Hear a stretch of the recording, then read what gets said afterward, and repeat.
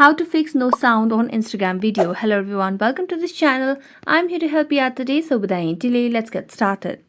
So first of all, launch the Play Store application on your device and search for Instagram just to make sure you have an updated version of the Instagram application on your device. So let's tap on the search bar and simply search for Instagram over here.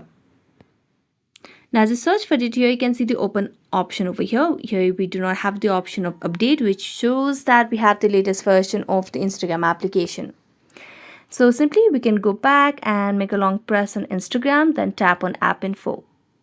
As you tap on app info, it will lead us to the app info page where you can see the option of clear data at the bottom right corner of the screen. So select on that and simply clear the cache.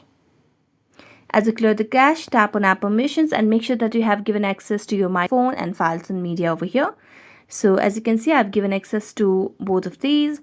So what you can do is simply go back and make sure that you have your settings. So let's tap on the settings option. And as you tap on settings, scroll down to sound and vibration and make sure your phone is not in the silent or DND mode, or your volume is very low. So that's it. Thank you so much for watching this video. See you next time.